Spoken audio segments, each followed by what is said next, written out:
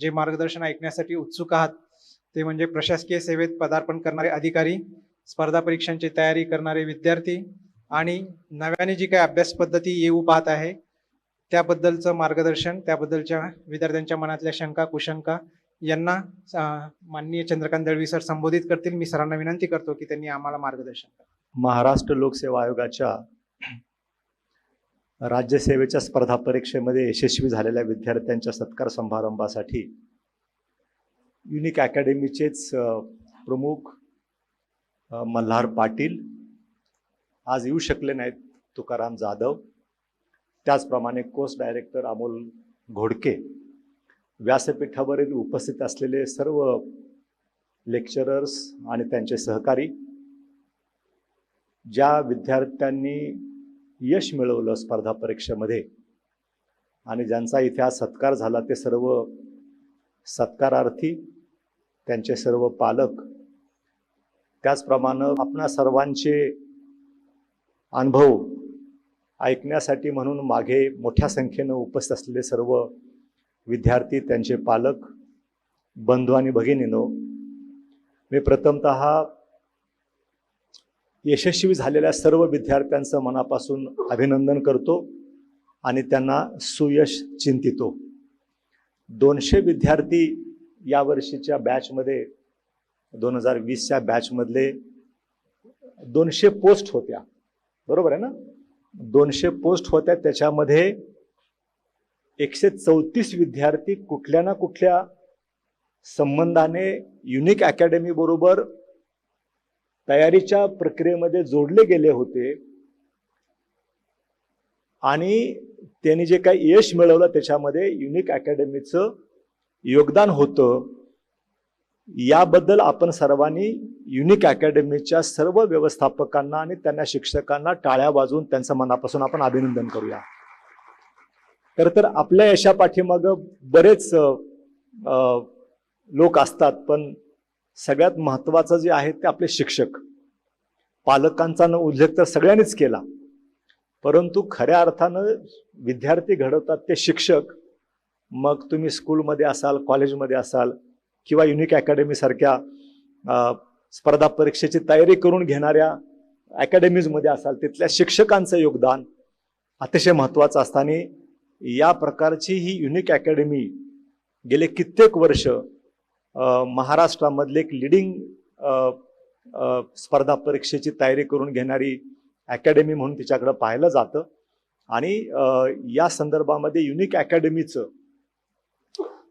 या स्पर्धा परीक्षेच्या विद्यार्थ्यांना होणारं वेगवेगळ्या प्रकारचं मार्गदर्शन हे अतिशय महत्त्वाचं आहे आणि म्हणून महाराष्ट्रासाठी जे काही अधिकारी मिळतात वर्ग 1चे आणि वर्ग 2चे, त्याच्यामध्ये युनिक अकॅडमीचं पण मोठं योगदान आहे आणि तुमच्या माध्यमातून ते त्या ठिकाणी जाऊन ते आपापल्या सेवेमध्ये मोठं योगदान देत आहेत। ही एक मोठी अभिमानाची गोष्ट अकॅडमीसाठी आणि अकॅडमीमध्ये जे विद्यार्थ्यांना मार्गदर्शन करतात, कोचिंग करतात, शिकवतात, त्यांच्यासाठी सुद्धा अतिशय अभिमानाची गोष्ट आहे। दरवर्षी 101 विद्यार्थी आपल्या हाताखालून जातात आणि जे सेवेमध्ये जातात आणि सेवेमध्ये जाऊन अतिशय उत्कृष्ट कार्य आपापल्या पोस्टवर करतात, हे जेव्हा तुम्ही पाहत असाल तेव्हा तुम्हाला किती अभिमान वाटत असेल याची मी कल्पना करू शकतो आणि म्हणून तुम्हाला पुन्हा एक वेळ मनापासून मी धन्यवाद देतो। मित्रहो, 3 विषयाच्या बाबतीमध्ये मला बोलायचं आहे। एक आहे जे यशस्वी झालेले विद्यार्थी आहेत त्यांना काही मार्गदर्शन करायला पाहिजे। दुसरं आहे नुकताच आपल्याला इंट्रोडक्शनमध्ये सांगितलं होतं की माझ्या अध्यक्षतेखाली महाराष्ट्र लोकसेवा आयोगाने एक अभ्यास गट नेमला होता, एक 30 सदस्यीय समिती नेमली होती आणि सध्याचा जो काही परीक्षा पद्धती आणि सिलेबस आहे त्याच्यामध्ये काय बदल केला पाहिजे कालानुरूप, यासाठी आमच्या समितीनं जो अहवाल आयोगाला दिला आणि तो अहवाल आयोगाने जसाच्या तसा स्वीकारला आणि त्याचं नोटिफिकेशन सुद्धा आता निघालेलं आहे आणि त्या संदर्भामध्ये आपल्याला काही मुद्द्याबाबतीमध्ये माझ्याकडून मार्गदर्शनाची अपेक्षा असणार आणि ती योग्यच आहे। त्याच्याबद्दल सुद्धा विद्यार्थ्यांशी संबंधित जे काही मुद्दे आहेत त्याच्याबद्दल सुद्धा मी आपल्याशी या ठिकाणी थोडं बोलणार आहे। जे स्पर्धा परीक्षेचे विद्यार्थी या ठिकाणी मागे बसल्यात त्या मोठ्या संख्येनं, खरं त्यांना आता वेगळ्यानं मार्गदर्शन करण्याची काहीच गरज नाही. आतापर्यंत 20-25 विद्यार्थ्यांनी इथे जे मार्गदर्शन केलं आणि त्यांनी जे अनुभवाचे इथं बोल आपल्याला सांगितलेले आहेत ते तुम्ही जसेच्या तसे जर का फॉलो केले तर मला असं वाटतं की आणखी कुणी वेगळ्यानं मार्गदर्शन करायची गरज नाही. आपण त्यांना फॉलो करा. ते खऱ्या अर्थानं आयडॉल आहे तुमच्यासाठी. कारण करंट अफेअर्स हा एक फार ज्वलंत विषय असतो. स्पर्धा परीक्षांच्या तयारीसाठी जे विद्यार्थी तयारी करतात त्याला करंट अफेअर्स हा एक महत्वाचा सेक्टर ऑफ स्टडी असतो. आणि त्याच्यामध्ये करंट अफेअर्समध्ये आपल्यासमोर निर्णय झालेले, आपल्यासमोर सिलेक्ट झालेले जे अधिकारी आहेत त्यांनी खऱ्या अर्थानं ते करंट अफेअर्समध्ये आहेत. मी तर रिटायर झालेलो आहे. मी रिटायर होऊन सुद्धा तर 5 वर्ष झालेली आहेत. मी 1983 मध्ये जॉईन झालो आणि त्याच्यापूर्वी 2-3 वर्ष अभ्यास करत होतो. सो करंट अफेअर्सचा विचार केला तर आता ज्या विद्यार्थ्यांनी मार्गदर्शन केलं त्यांचे जे अनुभवाचे बोल या ठिकाणी सांगितले ते तुमच्या सगळ्यांच्यासाठी अतिशय महत्वाचे आहेत. म्हणून ते सगळ्यांनी, तुम्ही तर पाहिलं असेल की मी तर सगळ्यांचं सगळं म्हणणं लिहून घेतलेलं आहे. म्हणजे तुम्ही पण ते लिहून घेतलं का फक्त ऐकलं आणि सोडून दिलं मला माहित नाही. खरं तर अशा स्पर्धा परीक्षेसाठी ऐकायला येत असताना मला असं वाटतं की तुम्ही सुद्धा आपल्या नोट्स लिहिल्या पाहिजेत. विद्यार्थीच आहात तर नोट्स लिहिताना कोणी दिसतं की नाही दिसतं मला माहित नाही, पण कमीत कमी तुमच्या मोबाईलमध्ये हे रेकॉर्ड जरी करून ठेवलं असेल आणि नंतर तुम्हाला ऐकता आलं तर त्याचा तुम्हाला फायदा होऊ शकतो. नाहीतर युनिक अकॅडमीच्या ई पोर्टलवर तुम्हाला हे सगळं ऐकायलाच मिळणार आहे. पण क्लासमध्ये स्वतःच्या हातानं नोट्स लिहिणं आणि ऐकणं दुसऱ्याचं कोणाच तर याच्यामध्ये जमीन आसमानचा फरक असतो. हे भविष्यासाठी पण तुम्हाला सांगायला हरकत नाही. पुढच्या वेळेला तुम्ही याल युनिक अकॅडमीच्या पुढच्या कार्यक्रमासाठी तेव्हा एक नोटबुक जरूर घेऊन या, तुम्हाला फार त्याचा फायदा होईल हे या ठिकाणी सांगू इच्छितो. सो विद्यार्थ्यांच्यासाठी माझे जे काही अनुभवाचे बोल आहेत हे त्यांनी अनुभवाचे बोल आता सांगितले, कथन केलं, अनुभव कथन केलं. माझ्या अनुभवाचे बोल जे आहेत ते पण मी आपल्याशी शेअर करणार आहे स्पर्धा परीक्षेच्या विद्यार्थ्यांच्यासाठी थोडक्यामध्ये. सो पहिल्यांदा मी बोलणार आहे जे यशस्वी विद्यार्थी झालेले आहेत त्या विद्यार्थ्यांना काही 4 अनुभवाचे बोल आपल्या समोर मी या ठिकाणी सांगू इच्छितो. आणि म्हणून पहिल्यांदा अभिनंदन करत असताना एका खडतर प्रवासाला तुम्ही निघणार आहात याची जाणीव करून देण्याची गरज आहे.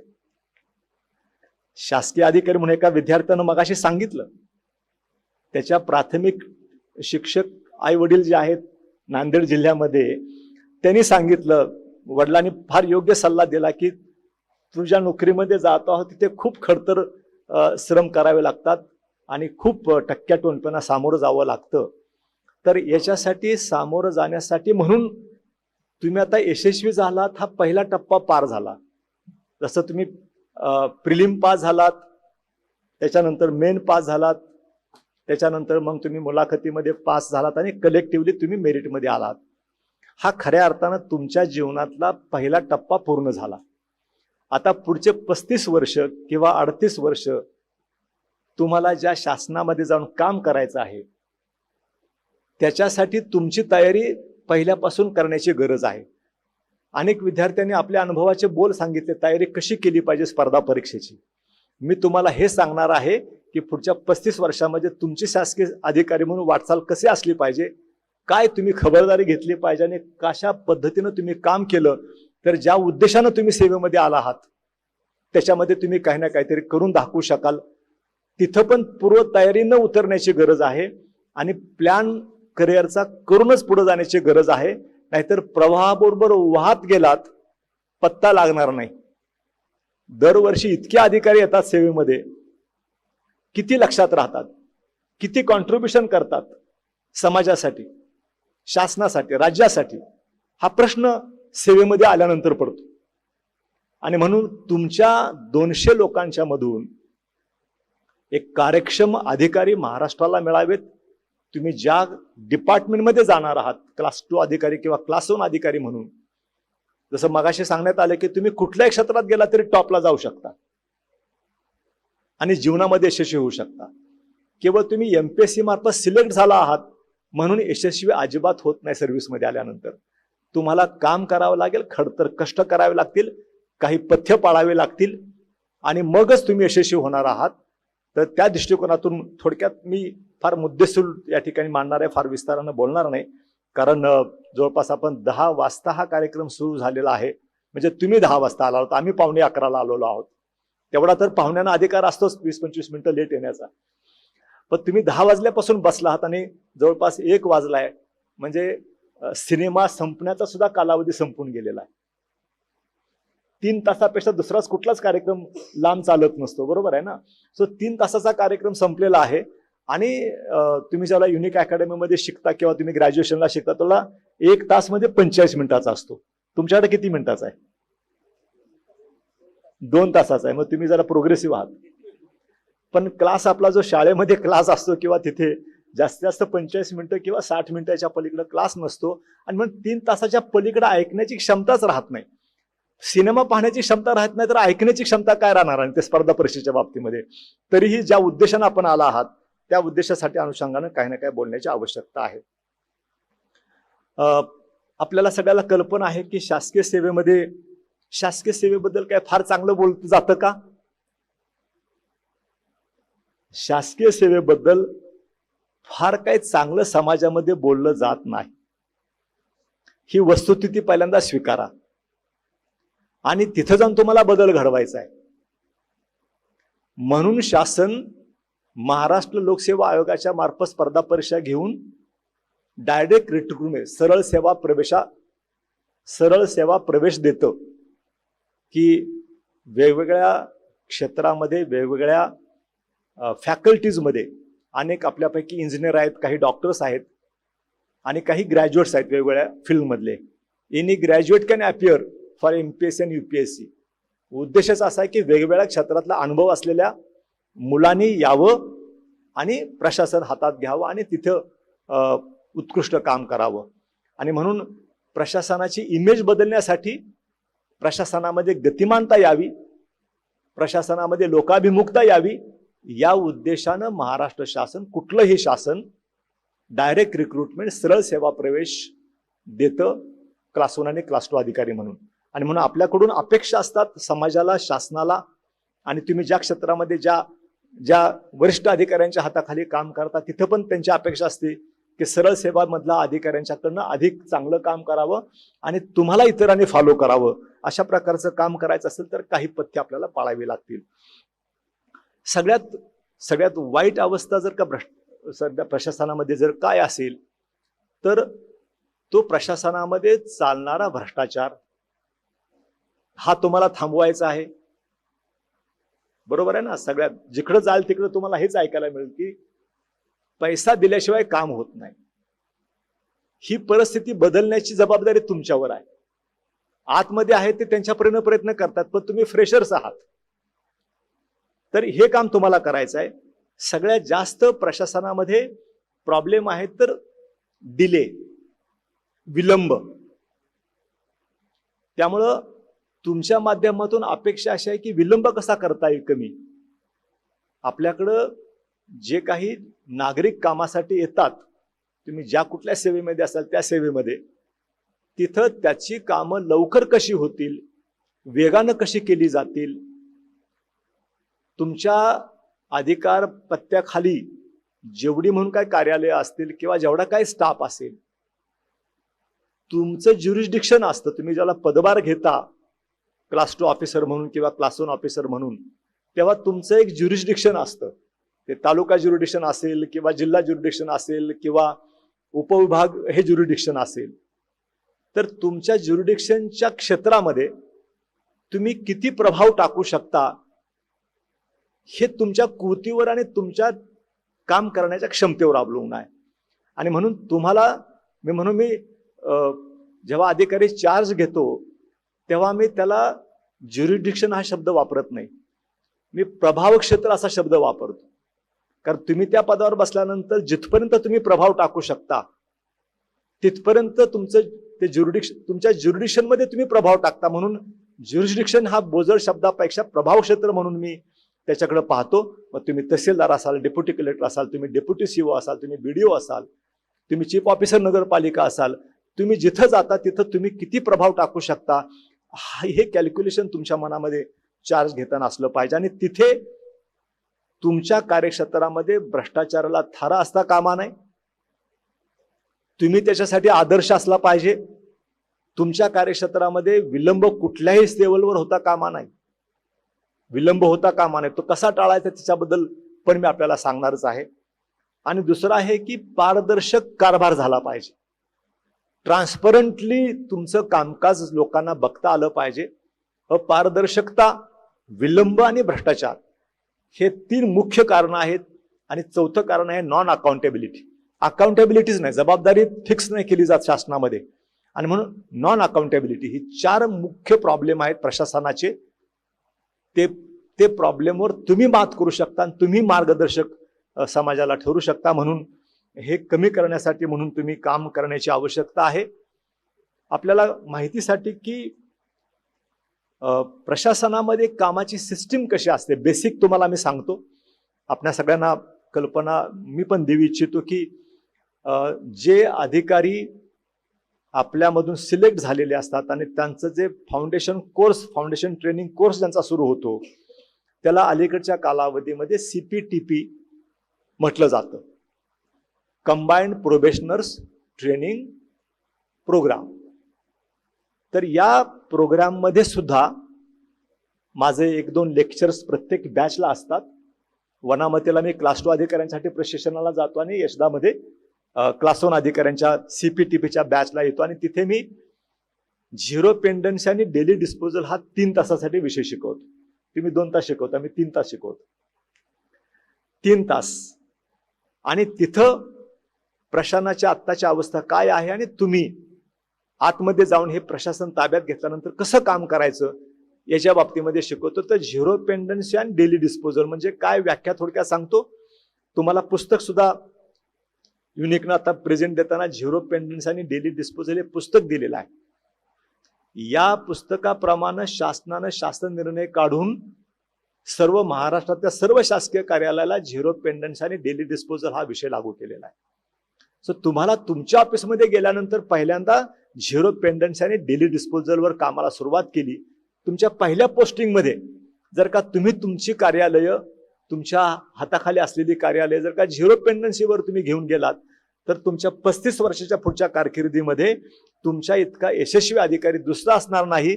याच्या बाबतीमध्ये मी स्टॅम्प पेपरवर लिहून द्यायला तयार आहे. हा झिरो पेंडन्सी म्हणजे काय ते सांगण्यापूर्वी सरकारमध्ये कामकाज कसं चालतं हे प्रोबेशनरला तुम्ही आता तुमची मानसिक तयारी करायची आहे. CPTPच्या बॅचला जाण्यापूर्वी काही आखाडे मनामध्ये बांधण्यासाठी म्हणून तुम्हाला आता तुमचे सत्कार इथे झाले आणि काही ठिकाणी सत्कार होतील. त्या सत्कारामध्ये वाहून जाऊ नका. आता सध्या एक वाईट ट्रेंड सुरू झालाय, भयंकर मोठ्या प्रमाणात सत्कार होतात.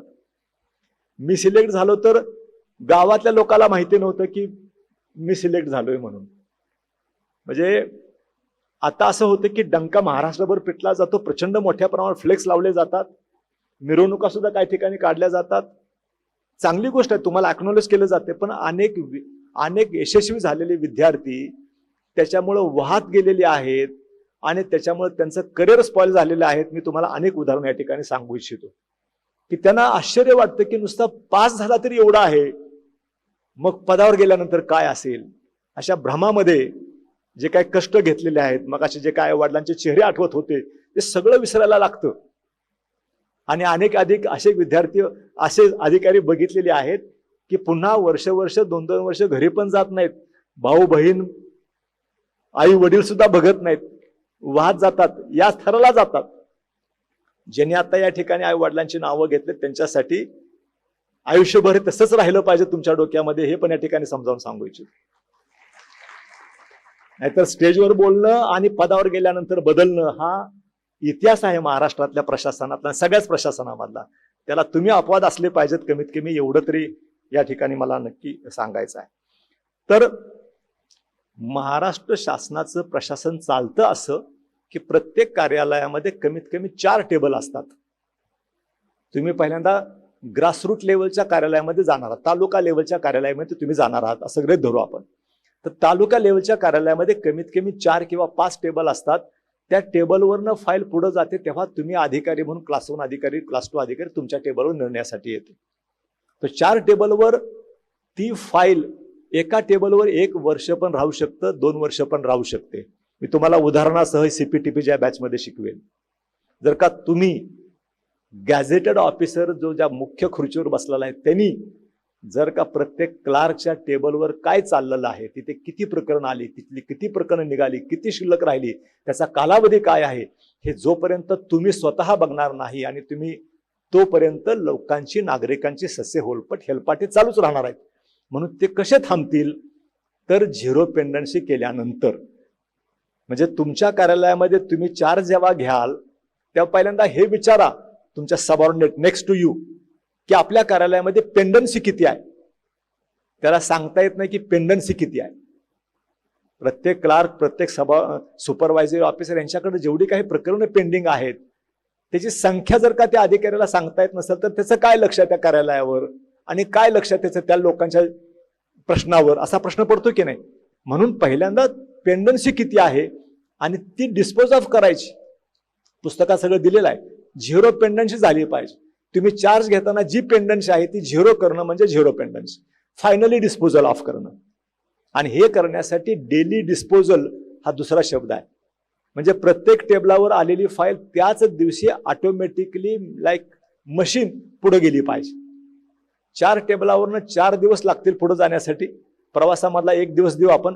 एका आठवड्याच्या आत आलेल्या अर्ज निर्णय करण्यासाठी साहेबाच्या टेबलवर आला पाहिजे.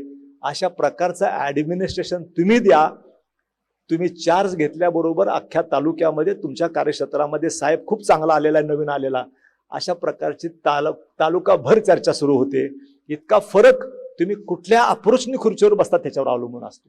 आणि म्हणून यासाठी झिरो पेंडन्सी आणि डेली डिस्पोजल हा पहिला मंत्र तुमच्यासाठी चार्ज घेताना. बाकीचं तर तुम्हाला खूप काय शिकवलं जाणार आहे, त्याच्याबद्दल काय दुमत नाही. दुसरं काम तुम्हाला करायचे की लोकाभिमुख प्रशासन द्यायचं आहे. आज अशा अवस्था आहे की सरकारी कार्यालयामध्ये भेटायला जर का नागरिक गेला तर त्याला कंपाऊंडच्या आतमध्ये पाय टाकल्याबरोबर त्याला मनामध्ये भीती निर्माण होते, पोटात गोळा येतो त्याच्या की साहेब भेटतील की नाही आणि भेटले तर ते काय ऐकून घेतील काय नाही. अशी अवस्था आपल्या प्रशासनाची आहे. लोकांना मुक्तपणे तुमच्या कार्यालयामध्ये येता आलं पाहिजे. त्यांना मुक्तपणाने तुमच्या समोर त्यांचं म्हणणं मांडता आलं पाहिजे आणि त्यांचं शांतपणे ऐकून घेऊन त्याच्यावर तुम्ही निर्णय दिला पाहिजे, अंतिम निर्णय दिला पाहिजे, अंतिम निर्णयाप्रत आलं पाहिजे. अशा पद्धतीनं तुमचं वागण्याची पद्धत असली पाहिजे. सगळ्यात महत्वाचा जर का कुठला घटक असेल तर तो आहे सामान्य नागरिक. तो तुमच्या कार्यालयामध्ये कामासाठी येतो. प्रथम प्राधान्य त्यालाच असलं पाहिजे. त्याला तुमच्या कार्यालयामध्ये हेलपाटा मारायची गरजच पडता कामा नाही. अशा प्रकारचं प्रशासन तुम्ही देणं म्हणजे खऱ्या अर्थानं तुम्ही यशस्वी झाला प्रशासनामध्ये आणि आई वडिलांचं नाव उज्ज्वल केलं असं म्हणायला तुम्ही पात्र ठरता. तोपर्यंत नाही. आणि म्हणून डेली डिस्पोजल आणि झिरो पेंडन्सी हा मंत्र तुम्हाला अनेक मंत्र यशस्वी होण्याचे दिले. मी तुम्हाला शासकीय सेवेमध्ये यशस्वी होण्यासाठीचा मंत्र सांगितला, zero pendency and daily disposal. अशा पद्धतीनं तुम्हाला काम करावं लागेल. लोकाभिमुखता असण्यासाठी तुम्हाला लोकांना भेटावं लागेल. तुम्ही काम करत असताना तुम्ही लोकांमध्ये मिसळा. लोकांमध्ये मिसळ नाही तर काय होतं ह्याचं आपण आता एक उदाहरण गेल्या 8-15 दिवसामध्ये बघितलेलं आहे. तुम्ही सुद्धा पदावर फक्त खुर्चीवर नका बसू आणि फक्त तुमच्या स्टाफच्या सांगण्यावर तुमच्या लोकांनी काय तुमच्यावर त्याच्यावर अवलंबून राहू नका. तुम्ही दौरे केले पाहिजे, तुम्ही फिरला पाहिजे, लोकांना भेटलं पाहिजे. तुम्ही समजा तुम्ही शिक्षण अधिकारी आहात, तुम्ही गट शिक्षण अधिकारी आहात, तुम्ही बाहेर पडला पाहिजे. गावामध्ये लोकांना भेटायला पाहिजे की नाही. प्रत्येक गावामध्ये एक शिक्षक पालक संघ असतो. मराठी शाळेची अगदी तुम्ही मराठी शाळा जरी घेतली, आपल्याला असं वाटतं की शिक्षण अधिकाऱ्याला कुठे लोकांचा संबंध येतो. शिक्षण अधिकाऱ्याचा संबंध आहे ना, कुठलाही अधिकारी तुम्ही घ्या त्याचा लोकांशी संबंध आहे. समजा एखादा पशुवैद्यकीय अधिकारी म्हणून एखादा निवड झाली तर त्याचा फक्त काय जनावरांशी संबंध असतो का? त्या जनावरांच्या मालकाशी पण संबंध असतो ना. प्रश्न जनावरांचा नाहीच आहे, ते मालकाचाच प्रश्न आहे खरं तर. म्हणजे कुठलंही क्षेत्र घ्या तिथं अल्टिमेटली सामान्य नागरिक शेवटी असतो. तर तुम्ही जिथे कुठे असाल त्या सामान्य नागरिकाला पहिल्यांदा भेटा.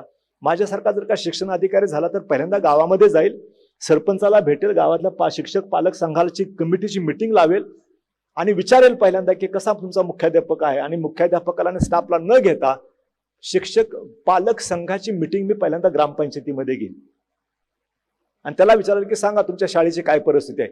तिथं तुम्हाला खरं पिक्चर मिळेल. तर तुम्ही शिक्षणाधिकारी म्हणून मराठी शाळेमध्ये गेला तर सगळं व्यवस्थितच तुम्हाला मिळेल. आमचे PI या ठिकाणी बसलेत पोलीस स्टेशनचे, बरोबर आहे ना. जर का समजा वरचे DYSP येणार असतील किंवा तुमचे डेप्युटी कमिशनर असेल तर सगळं नीटनेटकं ऑर्गनायझरच असतं. तुम्ही दौऱ्यावर गेल्यानंतर तुम्हाला सगळं नीटनेटकं बघायला आणि तुम्ही शाबासकी द्याल, परत व्हिजिट बुकामध्ये शेरा माराल की काय उत्कृष्ट काम आहे तुमचं.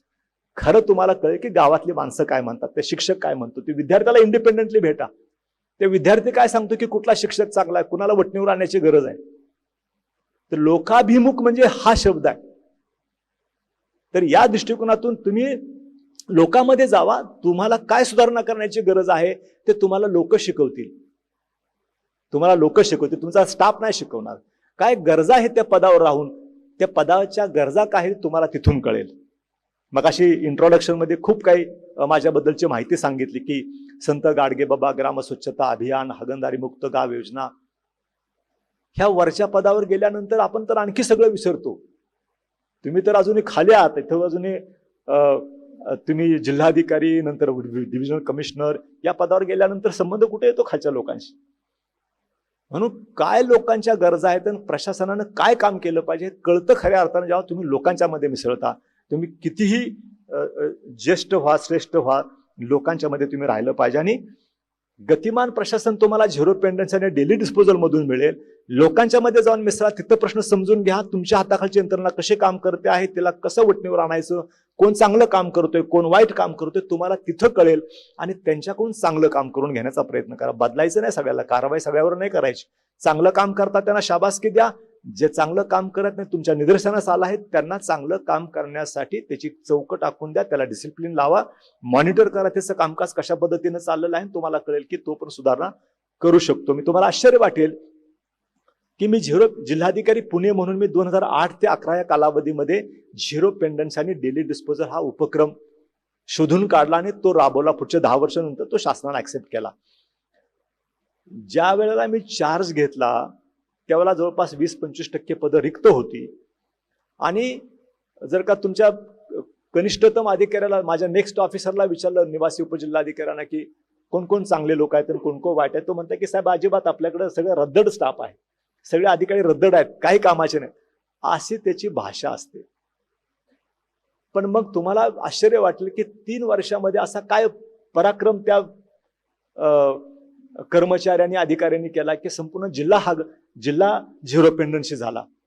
ज्या अर्थी तुमचं सिलेक्शन झालं आहे प्रॉपर प्रोसेसर मधून, जसं तुमचं सिलेक्शन झालं एकाच परीक्षेमधून, पुढे गेल्यानंतर ज्याला संधी मिळाली तो यशस्वी होतोय, ज्याला संधी मिळत नाही तो मागे राहतोय. संधी कुणाला मिळते? जो पुढाकार घेतो, इनिशिएटिव्ह घेतो, लोकांच्या मध्ये जातो आणि आपला काहीतरी प्रभाव पाडतो. प्रशासनामध्ये आल्यानंतर त्याच्याकडे लक्ष जातं, त्याला डिमांड असते, याला माझ्याकडे द्या, याला माझ्याकडे द्या. ऍडमिनिस्ट्रेशनमध्ये पब्लिक पण म्हणतं की ह्या अधिकाऱ्याची बदली होता कामा नये, या अधिकाऱ्याला इथंच ठेवलं पाहिजे. असं तुमच्या बाबतीमध्ये व्हावं हे स्वप्न मी तुमच्या समोर या ठिकाणी मुद्दाम म्हणून सत्कार समारंभाच्या वेळेला या ठिकाणी सांगू इच्छितो.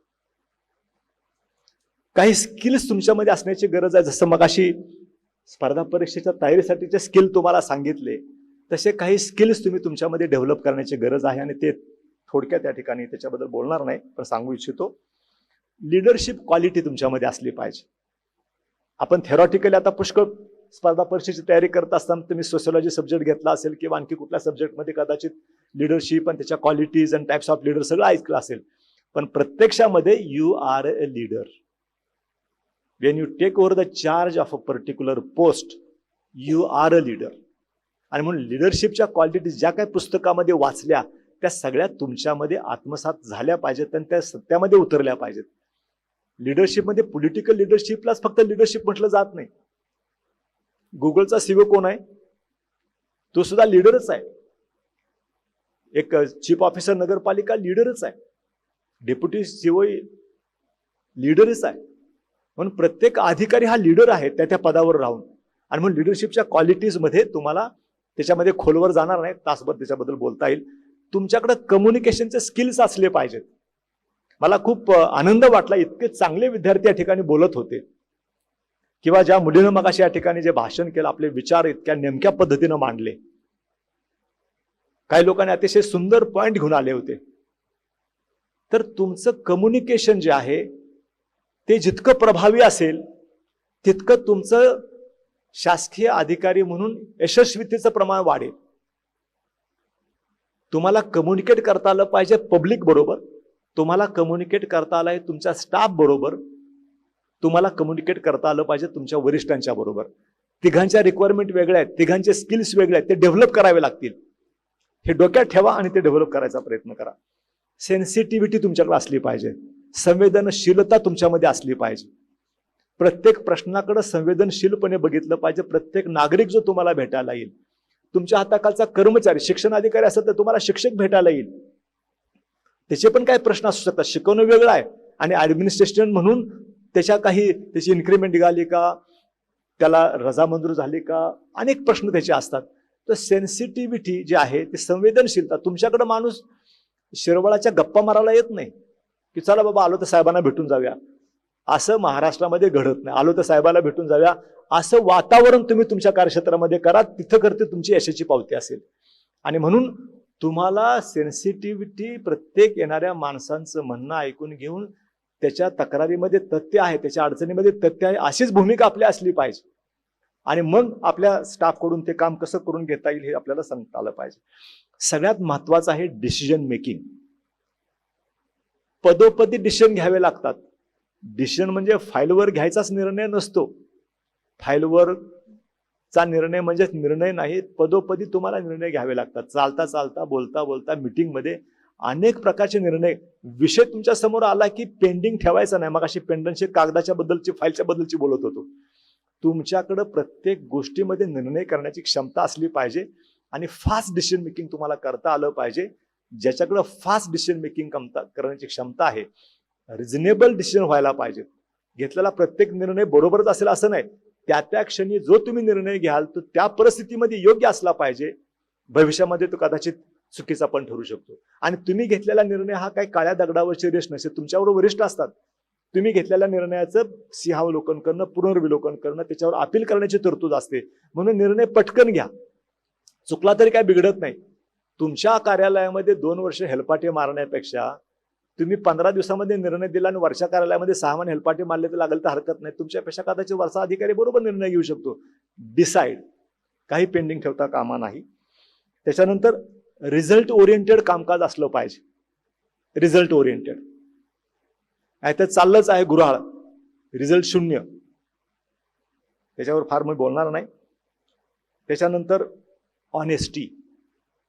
तुमच्या इतका ऑनेस्ट माणूस दुसरा कोणी असता कामा नाही. इतकं प्रामाणिकपणे तुम्ही काम केलं पाहिजे. तुम्ही पदावर आल्यानंतर अनेक प्रकारची प्रलोभनं तुम्हाला दिसतील.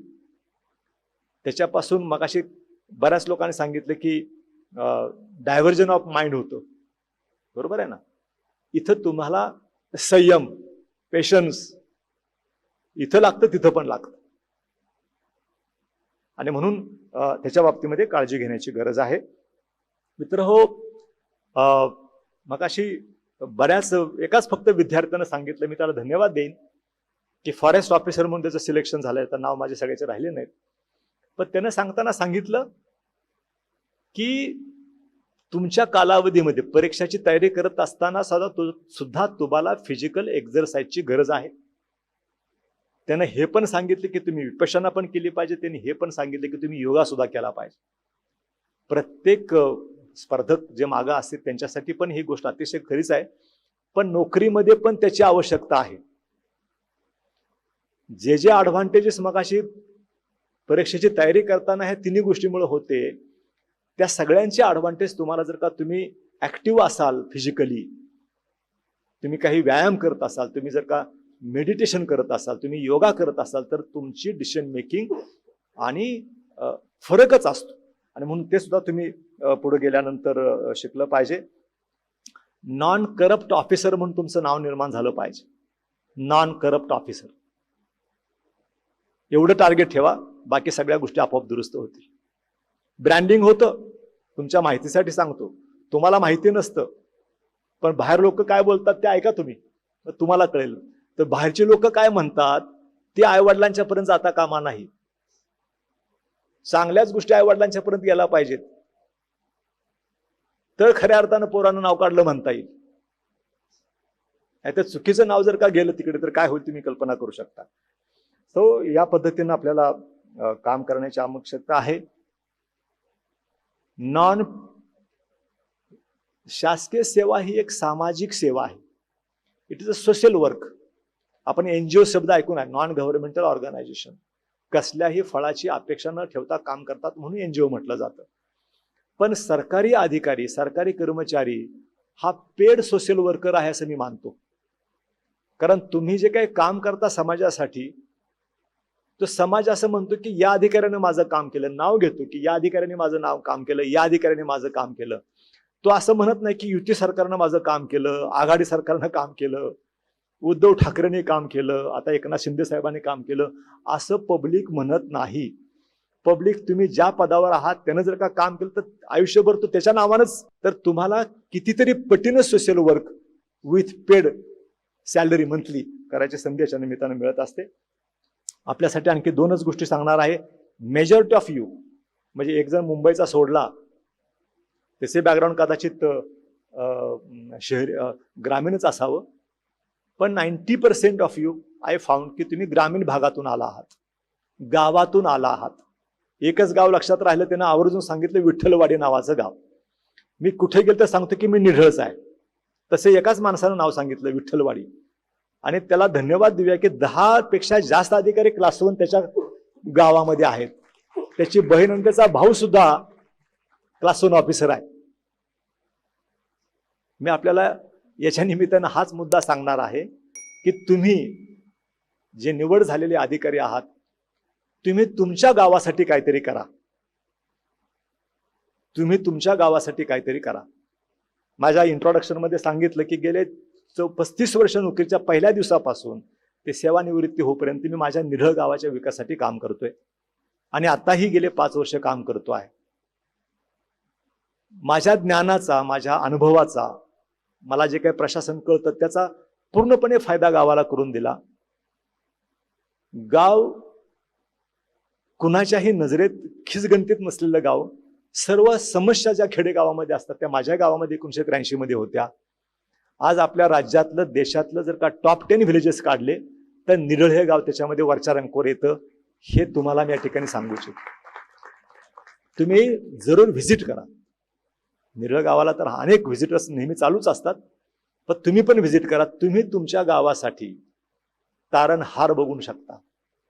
200 अधिकाऱ्यांनी जर का 200 गावं घेतली आणि पुढच्या 10 वर्षामध्ये जर का तुम्ही ती गाव समृद्ध केलं तर फार मोठी अचिव्हमेंट. हे खऱ्या अर्थानं तुमच्या आई वडिलांचे पांग फेडल्यासारखं होईल. मग असे ज्या आई वडिलांचं तुम्ही नाव घेत होता ना, त्यांच्यासाठी याच्या निमित्तानं पोरगं गावी तरी येईल, घरी तरी येईल, हा पण फायदा त्याच्यामध्ये होतो. तर तुम्ही तुमच्या गावासाठी काम करा. एक सोशल सर्व्हिस तुमच्या माध्यमातून लाईफ लॉंग तुम्हाला करता येईल. मी रिटायरमेंट नंतर सत्व फाउंडेशन नावाची संस्था सुरू केलेली आहे. स्ट्रॅटेजिक अलायन्स फॉर ट्रान्सफॉर्मिंग व्हिलेजेस, सत्व फाउंडेशन. याच्या अंतर्गत निढळसारखी गावं महाराष्ट्रामध्ये निर्माण करण्यासाठी मी गेले 5 वर्षापासून काम करतोय. मी सध्या 30 गावामध्ये महाराष्ट्रामध्ये काम करतो आहे. पुढच्या 10 वर्षामध्ये निढळसारखी 30 गावं निर्माण कशी होतील असा प्रयत्न करतो आहे. तुम्हाला तुमच्या गावामध्ये काम करा. गरज पडली तर मी तुम्हाला मार्गदर्शन करायला तयार आहे. गरज पडली तर माझं सत्व फाउंडेशन तुमच्या गावामध्ये येऊन सुद्धा तुमचं फाउंडेशन स्ट्रॉंग करून देईल. तुमचं फाउंडेशन, हे पण या ठिकाणी मी सांगू इच्छितो. व्यसनापासून दूर राहा. आता कोणाला व्यसन बिसनं काय आहेत कोणी काही बोललं नाही, पण नोकरीमध्ये आल्यानंतर फार व्यसनं लागतात माणसांना. अवेअर करण्याची गरज आहे सेवेमध्ये येताना, बरोबर आहे ना. म्हणून या काही टिप्स मी तुम्हाला दिल्या. जे अनुभवाचे बोल आहेत शासकीय सेवेमधले ते या ठिकाणी मी आपल्याला सांगितले. आता पुन्हा एक शुभेच्छा देतो सर्व यशस्वी झालेल्या अधिकाऱ्यांच्यासाठी. आणि थोडक्यामध्ये मी लोकसेवा आयोगाने जे काही बदल आता केलेले आहेत त्याच्या अनुषंगानं थोडं विस्तारानं आपल्याशी थोडेच मुद्दे आहेत जे तुमच्याशी संबंधित आहेत. लोकसेवा आयोगामध्ये गेल्या बऱ्याच वर्षापासून विद्यार्थ्यांची मागणी होती की सीसॅटचा पेपर हा क्वालिफाईंग केला पाहिजे. आणि या अनुषंगाने गेले 5-6 वर्षामध्ये बरेचसे मागणी झाल्यानंतर डॉक्टर राजन वेळुकर नावाचे माजी कुलगुरू मुंबई विद्यापीठ, त्यांच्या अध्यक्षतेखाली कमिटी नेमली होती आणि त्यांनी अभ्यास करून तो पेपर जसा आहे तसाच, म्हणजे तो मेरिटसाठी असावा अशा प्रकारचा निर्णय दिला. तरीही लोकांची डिमांड संपली नाही. त्यामुळं हा एक विषय होता आमच्या कमिटीसमोर. कमिटीला 4 मुद्द्यावर काम करण्याचं निर्देश लोकसेवा आयोगाने दिले होते की या सीसॅटचं काय करायचं, नंबर 1. नंबर 2, केंद्रीय लोकसेवा आयोगाची परीक्षा पद्धती, संघ लोकसेवा आयोगाची परीक्षा पद्धती आणि तिथला syllabus. So examination pattern and syllabus लोकसेवा आयोगाचा, महाराष्ट्र लोकसेवा आयोगाचा सिलेबस आणि एक्झामिनेशन पॅटर्न यांचा अभ्यास करून अभ्यासक्रम आणि सिलेबस, अभ्यासक्रम आणि परीक्षा पद्धती, एक्झामिनेशन पॅटर्न याच्यामध्ये कमिटीनं रेकमेंडेशन्स करावा, हा दुसरा आमच्या समोर विषय होता. आणि त्याच्या अनुषंगाने बाकी जे काही विषय आमच्या समोर उपस्थित होतील त्याच्या बाबतीमध्ये सुद्धा अभ्यास गटाने शिफारस करावी अशा प्रकारची अपेक्षा लोकसेवा आयोगाने व्यक्त केली होती. आणि त्याच्या अंतर्गत माझ्या अध्यक्षतेखाली जी कमिटी होती त्याच्यामध्ये खूप अनुभवी लोक ह्याच्यामध्ये होते. 2 आणखी Shri Dhananjay Kamalakar, additional DG police, महाराष्ट्रामधले अतिशय नावलौकिक असलेले अधिकारी, ते आमच्या कमिटीचे सदस्य होते. आणि उत्तर महाराष्ट्र विद्यापीठाचे माजी कुलगुरू SF पाटील, हे आम्ही 3 जण या कमिटीमध्ये होतो. आणि मग आयोगाचे सगळे स्टाफ, तिथले सेक्रेटरी, तिथले जॉईंट सेक्रेटरी आमच्याबरोबर काम करत होते. ऑक्टोबर 21 मध्ये ऑर्डर झाली आणि 2 मेला आम्ही आमचा अहवाल सादर केला. जवळपास 8-1 महिना आम्ही त्याच्यावर काम केलं. 3 रेकमेंडेशन्स तुमच्यासाठी महत्वाचे आहेत, त्याच्याबद्दल त्याचे बॅकग्राऊंड काय आहे, कारण काय आहे, असे अनेक प्रश्न गेल्या आठवड्यामध्ये आमच्या समोर आले. त्याच्या अनुषंगाने आपल्या समोर खुलासा करणं आणि खास करून जे मागे बसलेले विद्यार्थी आहेत, स्पर्धक आहेत, त्यांच्यासाठी ते फार महत्वाचं आहे. सीसॅट हा पेपर आता अर्हताकारी केलेला आहे. जी विद्यार्थ्यांची बऱ्याचपासून अनेक वर्षापासून डिमांड होती की सीसॅट पेपर जो आहे, सिव्हिल सर्व्हिसेस ॲप्टिट्यूड टेस्ट, हा त्याचा शॉर्ट फॉर्म आहे. Civil services aptitude test, CSAT. हा शब्द कुठेही लोकसेवा आयोगाच्या सिलेबसमध्ये नाही, कुठेही नाही, पण हा प्रचलित झालेला शब्द आहे. तुम्हाला माहिती असेल कुठं तर मला सांगा. आम्ही अभ्यास केला. हा सीसॅट एवढा पॉप्युलर शब्द झाला, तो कुठंच लिहिलेला नाही. तो सामान्य जनरल नॉलेज पेपर 2 या पेपरचं हा शॉर्ट फॉर्म तयार झालेला आहे. ते कुठून कसा आला काय कल्पना नाही. पण जनरल म्हणजे पूर्व परीक्षेसाठी जनरल नॉलेज पेपर 2 म्हणजे सीसॅट आहे. तो सीसॅट हा पेपर हा क्वालिफाईंग करावा अशा प्रकारची आमची पहिली रेकमेंडेशन होती, जी लोकसेवा आयोगाने स्वीकारली. आणि आता जी जाहिरात निघालेली आहे आणि आता जी काही पूर्व परीक्षा येणार आहे त्याच्यामध्ये जनरल नॉलेज 2 हा पेपर हा क्वालिफाईंग विथ 33% मार्क्स, म्हणजे 33% मार्क तुम्हाला पडले तर तुम्ही क्वालिफाय झाला. ज्यांना पेपर 2 मध्ये 33% मार्क पडतील त्यांचेच पेपर नंबर 1 तपासला जाईल. ज्यांना 33% पेक्षा कमी मार्क पडतील जनरल स्टडीज पेपर 2 मध्ये, त्यांचा पेपर 1 तपासला जाणार नाही. हा त्याचा अर्थ आहे. म्हणून त्या दृष्टिकोनातून त्याच्याकडे पाहायला पाहिजे. आता काय पेपर आहे हा आणि तो मेरिटला काउंट केल्यामुळे काय प्रॉब्लेम होतो आता आणि आता काय फायदा होणार आहे याच्या बाबतीमध्ये थोडक्यात या ठिकाणी मी सांगू इच्छितो की गव्हर्नमेंट सर्व्हिसकडे जाणं याच्यासाठी सुद्धा काही मानसिकता तुमची आहे का नाही. गव्हर्नमेंट सर्व्हिसमध्ये राहून काम करण्याची तुमच्यामध्ये एक मानसिकता आहे का नाही, तुमचा मेंटल ॲबिलिटी तशा प्रकारची आहे का नाही, तुमचा ॲप्टिट्यूड त्या दृष्टिकोनातून आहे का नाही, हे पाहण्यासाठीचा जो पेपर आहे तो पेपर नंबर 2 आहे. तुम्ही त्याचा जर का सिलेबस वाचला त्याच्यामध्ये तुमचं जनरल नॉलेज नाही टेस्ट केलं जात. त्या सिलेबसमध्ये तुम्हाला जर का तुम्ही त्याचे हेडिंग्स वाटले तर तुमच्यामध्ये काय काय क्षमता आहेत ते त्याच्यामधून टेस्ट करण्यासाठीचे तो पेपर असतो आणि म्हणून त्याला मेरिटला काउंट करण्याची काही गरज नाही. त्याच्यामध्ये जर का किमान ॲबिलिटी असेल, किमान ॲप्टिट्यूड असेल गव्हर्नमेंटमध्ये सर्व्हिसमध्ये जायचा, that is sufficient.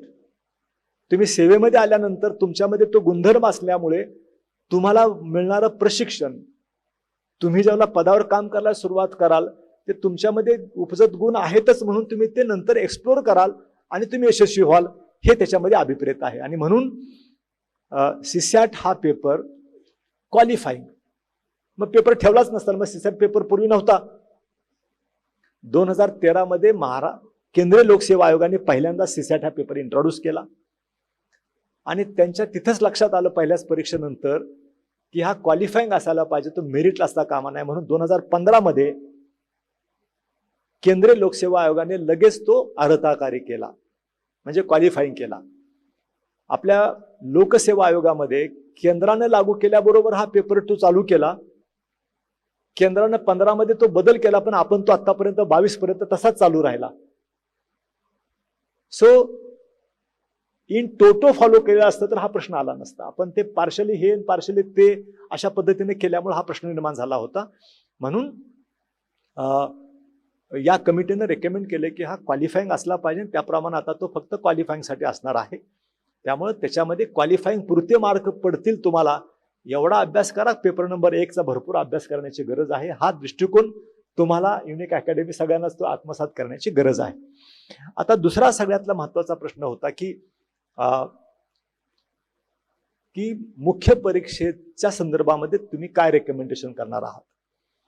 सगळ्यातलं major recommendation आहे की आतापर्यंत ही ऑब्जेक्टिव्ह टाईप टेस्ट, मुख्य परीक्षा सुद्धा मल्टिपल चॉईस क्वेश्चन्स याप्रमाणे घेतली जात आहे.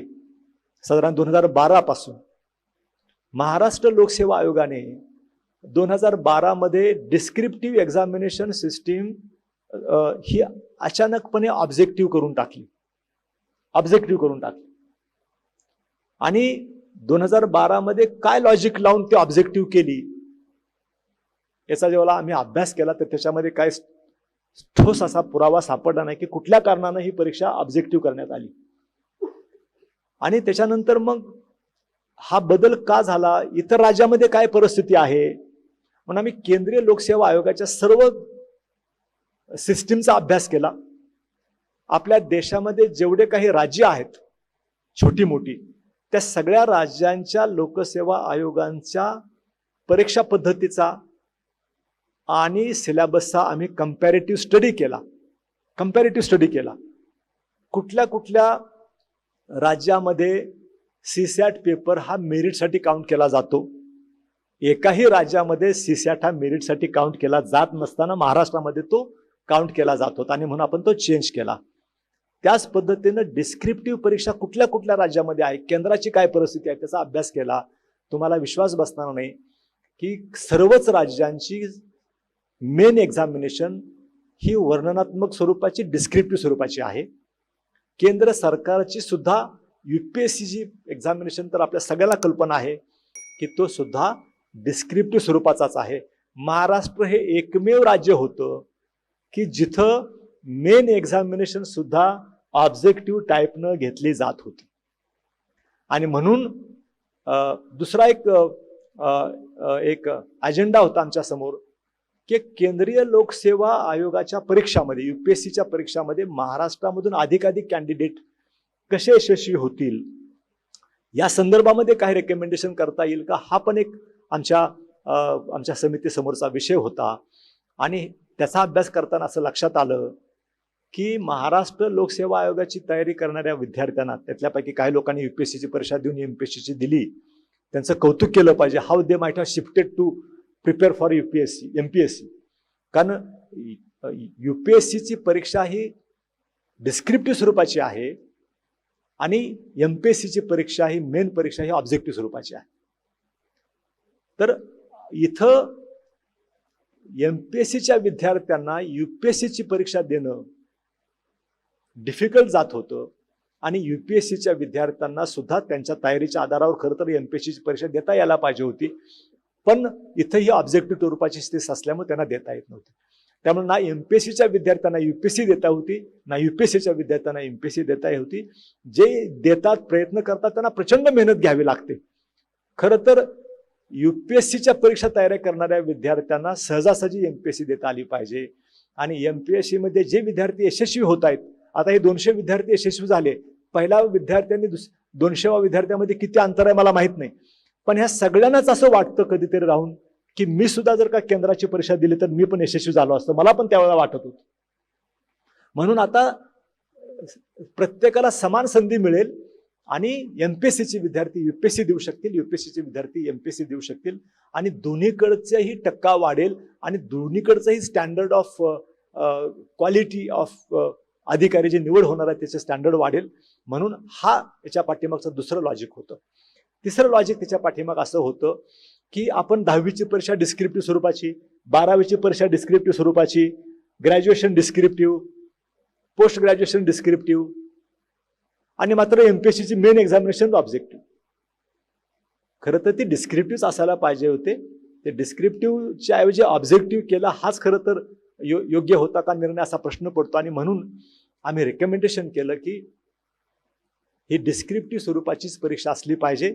आणि ती का असली पाहिजे शासकीय सेवेमध्ये येणाऱ्या अधिकाऱ्यांच्यासाठी, त्याच्या पाठीमागची भूमिका मी थोडक्यामध्ये आपल्याला अतिशय थोडक्यामध्ये सांगतो, जेणेकरून आपल्या ते लक्षात येईल की महत्वाचं काय आहे की काय जज करायचं आहे विद्यार्थ्यांच्यासाठी. आणि ऑब्जेक्टिव्ह टेस्ट कमी कुठं पडते तुमच्या पण लक्षात येईल की तुमची ग्रास्पिंग ॲबिलिटी काय आहे, विद्यार्थ्यांची ग्रास्पिंग ॲबिलिटी काय. मग अशा सांगितलं की तुमच्या समोर अधिकारी म्हणून एक प्रश्न समोर टाकला, तिथं मल्टिपल चॉईस क्वेश्चन नसतो, टिकमार नाही करायचं तिथं. You have to analyse the problem and decide give the solution. ही क्षमता तुमच्यामध्ये येण्याची आवश्यक. म्हणून ग्रास्पिंग ॲबिलिटी, आकलन क्षमता तुमच्यामध्ये काय आहे, इंटेलिजन्स तुमच्यामध्ये बुद्धिमत्ता काय आहे, ती चांगल्या पद्धतीने टेस्ट होते ऑब्जेक्टिव्ह मध्ये. त्याच्याबद्दल काय दुमत असेल काय कारण नाही. थोडंसं लॉजिक ज्याचं चांगलं आहे त्याचा इंटेलिजन्स पण चांगला निघतो. हे मल्टिपल चॉईस क्वेश्चन मध्ये आपल्याला बघायला मिळतं. डिसिजन मेकिंग, तुमची निर्णय क्षमता काय आहे हे तपासलं पाहिजे ना. मग अशा सेवेमध्ये आल्यानंतर डिसिजन पदोपदी निर्णय घ्यायचे असतात.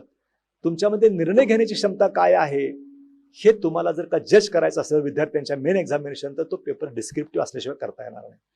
तुमच्यामध्ये अनालिटिकल स्किल तुमच्यामध्ये काय आहे, तुमच्यामध्ये विश्लेषण, एखादा प्रश्न दिला तर त्याचं विश्लेषण करण्याची क्षमता काय आहे सर्व अंगानी, हे तुम्हाला फक्त डिस्क्रिप्टिव्ह परीक्षेमधूनच त्या विद्यार्थ्यांची ॲबिलिटी कळू शकते. प्रॉपर अंडरस्टँडिंग दी प्रॉब्लेम्स, लोकांच्या समस्या प्रशासनासमोरच्या जर का अंडरस्टँड करायच्या असेल तर तुम्हाला डिस्क्रिप्टिव्ह परीक्षेच्या माध्यमातून गेलं पाहिजे. Clarity of thoughts, clarity of थाउट्सच्या बाबतीमध्ये गरज आहे. इंटरपर्सनल स्किल्स तुमच्यामध्ये काय आहेत हे जज करण्याची आवश्यकता असते. Understanding the strength and weaknesses of the issue, त्याची पण तुम्हाला समज आहे का नाही, ते तुम्हाला किती येतं ते बघायला पाहिजे. आणि इत्यादी गुण तुमच्यामध्ये आहेत हे तपासण्यासाठी ऑब्जेक्टिव्ह टेस्ट कमी पडते, पुरेशी नाही. आणि म्हणून ही परीक्षा डिस्क्रिप्टिव्ह असायला पाहिजे, हे याच्या पाठीमागचं मुख्य उद्देश होतं. आपल्याला मुद्दा म्हणून मी सांगितलं की याच्या मागचं लॉजिक काय होतं. आता याच्यामध्ये दुसरा मुद्दा जो आहे, आता दुसरा मुद्दा असा आहे की तुम्हाला तयार डिस्क्रिप्टिव्ह मधून चेंज, आपण ज्याला ऑब्जेक्टिव्ह टू डिस्क्रिप्टिव्ह चाललो आहोत, तेव्हा तुम्हाला तुमची मानसिकता बदलण्याची गरज आहे, बस बाकी काय करण्याची गरज नाही. मग अशा अनेक अधिकाऱ्यांनी सांगितलं की एखाद्या ॲटम मध्ये तुम्ही फेल गेलात तर पुढे जायचं का नाही जायचं ही तुमच्या मेंटल ॲबिलिटीवर, मेंटल स्टॅबिलिटीवर, मेंटल स्टेटवर अवलंबून असतं. तसं आता आपल्याला हे स्वीकारायचं आहे की ही डिस्क्रिप्टिव्ह परीक्षा आपल्याला जायची आहे. सो इथून पुढे तुम्हाला काय प्रॅक्टिस करावं लागणार आहे, तर लिखाणाचं प्रॅक्टिस करावं लागणार. रायटिंग स्किल्स तुम्हाला वाढवावे लागतील. रायटिंगच्या संदर्भामध्ये हाऊ टू राईट स्पीडीली, गतिमान पद्धतीने तुम्हाला लिहिता आलं पाहिजे. नेमक्या पद्धतीने एक प्रश्न जर का तुम्हाला दिला आणि त्याच्यावर लिहिलं की तुम्ही 100 ओळीमध्ये तुमचं उत्तर मांडा, तर 100 ओळी हा फापट पसारा न ठेवता त्या विषयाचं सगळे मुद्दे पॉइंट टू पॉइंट कसे कव्हर करता येऊ शकतील तुम्हाला, याच्या दृष्टिकोनातून तुमची लिखाणाची प्रॅक्टिस आहे. अभ्यास तर तुमचा सिलेबस 90% तोच राहणार आहे, त्याच्यामध्ये काय फार मोठा बदल होणार नाही. लोकसेवा आयोगाच्या मार्फत सिलेबस प्रसिद्ध होईल, पण आता तुमचा जो काही सिलेबस आहे तोच सिलेबस आहे असं समजून तुम्ही डिस्क्रिप्टिव्हच्या तयारीला लागलं पाहिजे. तुम्हाला बुक्स आयडेंटिफाय केले पाहिजेत, तुम्हाला स्वतःच्या नोट्स केल्या पाहिजेत. या सगळ्या गोष्टीला तुम्ही आता जर का कामाला लागलात तर 1.5 वर्षाचा कालावधी तुम्हाला आजपासून मिळतो. डिस्क्रिप्टिव्ह टू ऑब्जेक्टिव्ह एकाच वर्षात सुरू केलं होतं, पण लोकसेवा आयोगाच्या समोर आम्ही रेकमेंडेशन केला होता की some time should be given to the candidates to prepare for descriptive. आणि त्याप्रमाणे या वर्षामध्ये जी काही परीक्षा होणार आहे, मेन एक्झामिनेशन जिचं आता तुम्ही प्रिलिम देणार आहात, ती ही ऑब्जेक्टिव्हच राहणार आहे. मात्र पुढच्या वर्षाची जाहिरात, पुढच्या वर्षाची जी काही मेन एक्झामिनेशन असेल ते अबाउट ऑक्टोबर, नोव्हेंबर, डिसेंबरमध्ये होईल. तर आजपासून तुम्हाला 1.5 वर्षाचा कालावधी मिळेल प्रिपरेशन करण्यासाठी.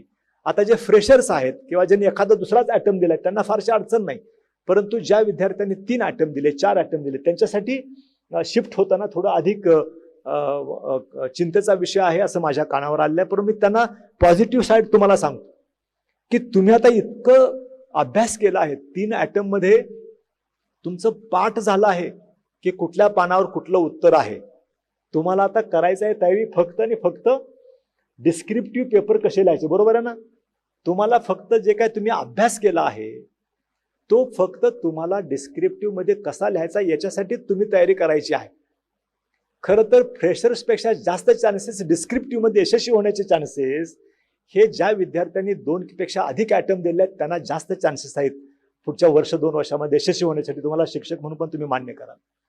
मग तुम्हाला सगळंच तुमच्याकडे आहे, तुम्ही परीक्षा पण दिलेल्या आहात, त्यामुळे तुम्हाला फक्त डिस्क्रिप्टिव्हला जायचं. अजून एक मोठा ॲडव्हान्टेज ऑब्जेक्टिव्ह आणि डिस्क्रिप्टिव्ह मध्ये म्हणजे फार तर 8 किंवा 10 प्रश्न असतात, बरोबर आहे ना. ऑब्जेक्टिव्ह मध्ये 100 प्रश्न आहेत. म्हणजे जेवढा म्हणून काय सिलेबस आहे त्या सिलेबस मधल्या सगळ्याच टॉपिक, सब टॉपिकवर तुम्हाला प्रश्न विचारले जातात. मात्र 10च प्रश्न विचारले जाणार आहेत आणि त्या 10 प्रश्नांची उत्तरं तुम्हाला 3 तासामध्ये क्वाइटली लिहायची आहेत. त्या प्रश्नाला पण ऑर असतं, एका प्रश्नाला दुसरं ऑर आहे वगैरे वगैरे.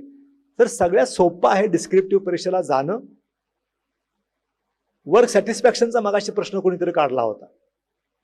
परीक्षा देताना सुद्धा वर्क सॅटिस्फॅक्शन मिळालं पाहिजे, जे वर्क सॅटिस्फॅक्शन तुम्हाला डिस्क्रिप्टिव्ह पेपर देतं. आणि म्हणून याच्यामध्ये खूप मोठा आम्हाला एक CPTPची 7ची बॅचचं ट्रेनिंग यशदामध्ये चाललं होतं. तुमच्या आधीची जी बॅच, आधीची बॅच आहे ज्यांचं क्लास 1 अधिकाऱ्याचं यशदामध्ये ट्रेनिंग चाललं होतं, जेव्हा आम्ही आमचा अहवाल तयार करत होतो आणि आम्ही त्यांच्याबरोबर इंटरॅक्शन केली 2 तास. यू विल सरप्राईज की मोर दॅन 80% सक्सेसफुल झालेल्या कॅन्डिडेटनी सांगितलं की परीक्षा ही डिस्क्रिप्टिव्ह स्वरूपाची असायला पाहिजे. सगळ्यांनी सांगितलं की डिस्क्रिप्टिव्ह स्वरूपाची परीक्षा असायला पाहिजे, काठिण्य पातळी अधिकची असली पाहिजे, काठिण्य पातळी अधिकची असली पाहिजे. तर हा अँगल आहे सगळ्यांचा.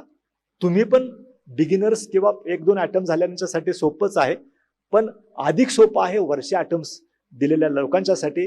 ही पॉझिटिव्ह साईड मी तुमच्यासमोर मुद्दाम या ठिकाणी मांडल्या. अजून एक मोठा बदल केलेला आहे तो म्हणजे वैकल्पिक पेपर आता नाही आहे आपल्याला. आताच्या मेन एक्झामिनेशन मध्ये वैकल्पिक पेपर नाही आणि म्हणून वैकल्पिक पेपर ऑप्शनल सब्जेक्ट आता इंट्रोड्यूस केलेला आहे. ऑप्शनल पेपर एक विषय तुम्हाला ऑप्शनल म्हणून निवडायचा आहे आणि त्याचे 2 पेपर असणार आहेत 250 मार्काचे, एकच विषय. याच्या मागे काय लॉजिक आहे?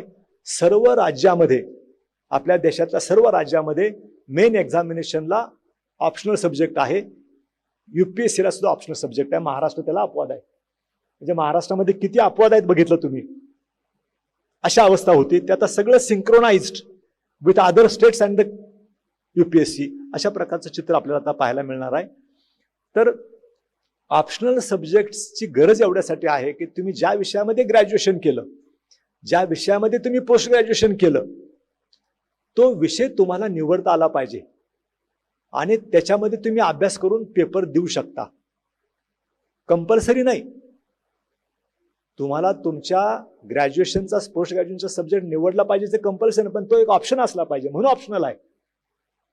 म्हणून ऑप्शनल आहे की तुम्हाला ऑप्शन पाहिजे की मी ज्या विषयाचं प्रशिक्षण घेतलं, ट्रेनिंग घेतलं, ग्रॅज्युएशन केलं, पोस्ट ग्रॅज्युएशन घेतलं, I cannot give that paper. माझं सगळी तयारी त्याची झालेली आहे आणि म्हणून ऑप्शनल पेपर हा त्याच्यामध्ये इंट्रोड्यूस केला आहे. तुम्हाला त्या विषयामध्ये 4 वर्ष तुम्ही त्याच्यामध्ये काम केलं, त्याच्यामध्ये तुमची काय डेप्थ आहे, अंडरस्टँडिंगची लेवल काय आहे, मांडणी कशी करता, हे ऑप्शनल सब्जेक्टमुळे कळतं. आणि म्हणून ऑप्शनल सब्जेक्ट सुद्धा याच्यामध्ये इंट्रोड्यूस करण्यात आलेला आहे. एक छोटा विषय, डिस्क्रिप्टिव्ह परीक्षा केल्यामुळे इव्हॅल्युएशन सिस्टीमच्या संदर्भामध्ये काही बऱ्याच ठिकाणी प्रश्न निर्माण झाले होते की ऑब्जेक्टिव्ह टेस्टमध्ये इव्हॅल्युएशन हे 100% कॅल्क्युलेट मेकॅनिकल असते. कम्प्युटर तुम्हाला देतो की कुणाला किती मार्क पडले, तुम्हाला टेस्ट पण दिली जाते, की पण दिली जाते, यू जज युअर सेल्फ की तुम्हाला किती मार्क पडतायत. डिस्क्रिप्टिव्ह परीक्षेमध्ये CPTPच्या बॅचनं सांगितलं की डिस्क्रिप्टिव्ह करा, मात्र ऑब्जेक्टिव्ह टेस्टमध्ये जी ॲक्युरसी इव्हॅल्युएशनमध्ये आहे ती ॲक्युरसी, त्याच्या जवळपासची ॲक्युरसी सुद्धा डिस्क्रिप्टिव्ह पेपरच्या इव्हॅल्युएशनमध्ये आली पाहिजे. आणि मग या विषयावर आम्ही खूप अभ्यास केला. आधी तो अभ्यास केल्यानंतर डिस्क्रिप्टिव्हच्या बाबतीमध्ये आम्ही रेकमेंडेशन केलं आहे की हा जो मुद्दा मुलांनी मांडला होता ते रिप्रेझेंटेटिव्ह सॅम्पल होती. तुमच्यासारखा फ्रेशर एका वर्षामध्येच एकाच ॲटममध्ये यशस्वी झालेला पण होता आणि 5 ॲटम नंतर यशस्वी झालेला पण तिथे विद्यार्थी बोलत होते. तर त्या सगळ्यांचा एकच सूर होता की इव्हॅल्युएशन त्याच्यामध्ये सब्जेक्टिव्हिटी नको आणि त्याच्यामध्ये सुद्धा ट्रान्सपरन्सी असली पाहिजे. आणि म्हणून आम्ही रेकमेंडेशन केलेलं आहे, सिस्टीम अशी आहे, computer assessment, computer screen assessment ही त्याच्यामधले कन्सेप्ट आहे. आणि एक CAP म्हणजे सेंट्रल इव्हॅल्युएशन प्रोग्राम. आज आपल्याला आश्चर्य वाटेल की सगळ्या लोकांनी प्रश्न उपस्थित केला की डिस्क्रिप्टिव्ह पेपर तपासतील कधी, कधी निकाल लागेल, ऑलरेडी लेट होतं सगळं, म्हणजे डिस्क्रिप्टिव्ह पेपर तपासायला खूप वेळ लागेल. तुम्हाला आश्चर्य वाटेल किती विद्यार्थी बसतात सध्या मेन एक्झामिनेशनला. 2.5 लाख मागच्या वर्षी बसले होते, 10,000 सुद्धा विद्यार्थी मेनला गेले नव्हते.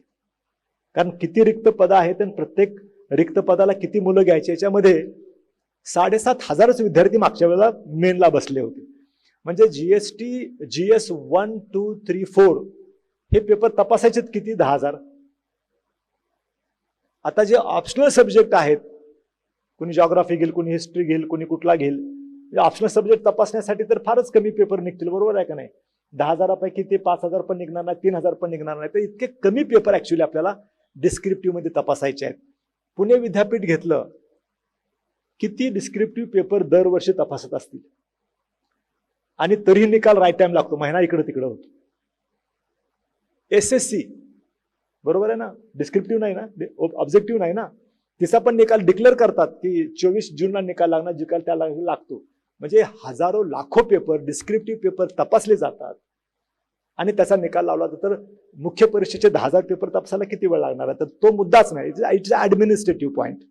मग आम्ही आमचा जो काही ॲडमिनिस्ट्रेशनचा अनुभव आहे त्याच्या आधारावर निकाल लवकर लागता येईल, डिस्क्रिप्टिव्ह पेपर लवकर तपासता येतील, याच्यासाठी सुद्धा रेकमेंडेशन्स केलेले आहेत, ज्याचा आम्ही तुमच्यासमोर उहापोह करायचा प्रश्न येत नाही.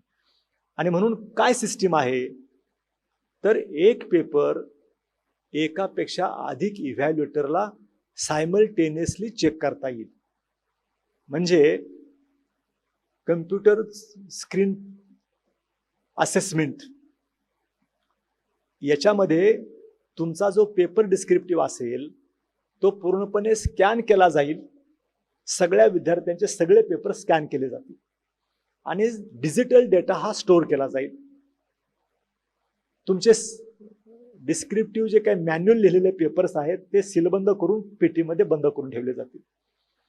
आता तो जो काही डिजिटल पेपर तुमचा जो केला आहे कन्वर्ट, तो एकापेक्षा अधिक इव्हॅल्युएटरला एकाच वेळेला देता येईल, एकाच वेळेला देता येईल.